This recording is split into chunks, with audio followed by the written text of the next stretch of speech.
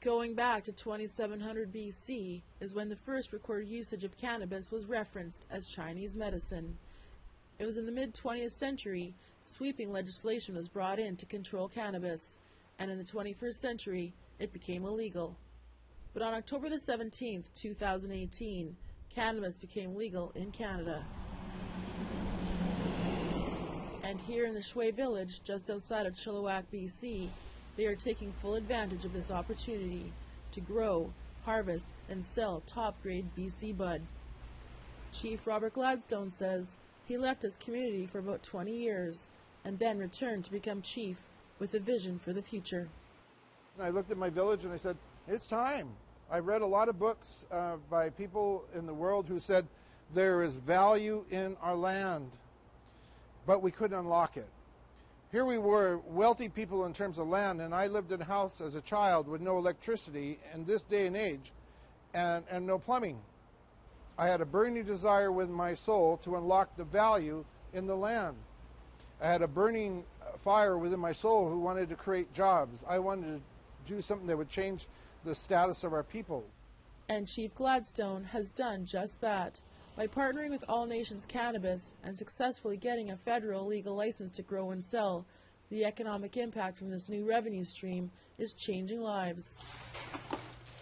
Everything from pre-rolled, individually packaged joints, to bigger quantities, to gummies, vape cartridges of oil, to bud. Nations Cannabis not only provides products for government retail stores, but they have just opened this retail outlet with plans to expand soon. Stacey Duffy is the director of retail. She says that under the new legislation, they are hoping other First Nations also consider cannabis as a new way forward.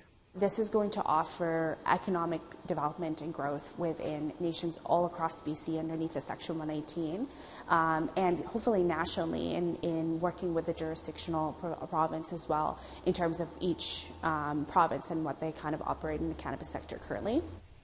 And economic development is booming. A brand new cultural center was just built in the village, as well as elders housing and single and family housing have gone up, along with other cash bonuses for the members.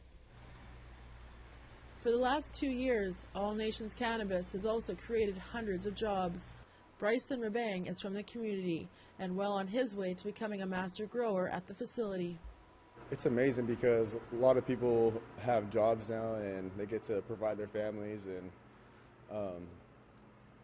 there used to be so very little jobs here, and like the landscaping crew was so small, and that was like maybe the only job they had around here. Now that we have this facility and it's only growing, we could supply jobs with anybody that want to work here in the community, and that means a lot to me.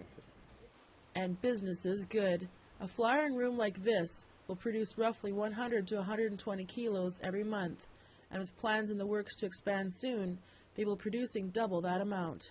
Some of our strains that we have in market right now are Stalo Haze, Mac Daddy, Modified Grapes, Peanut Butter Breath, and then we have about another 6 other strains that are coming into market. And we really work to try and develop our strain names. We're working to develop our strain names to be representative of what's important to us as Indigenous people.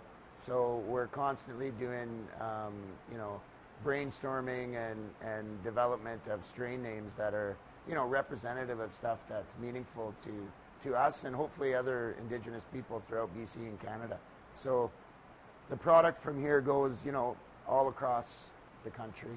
And we're also exporting now into countries around the world. Tina House, APTN National News, Shxwa Village.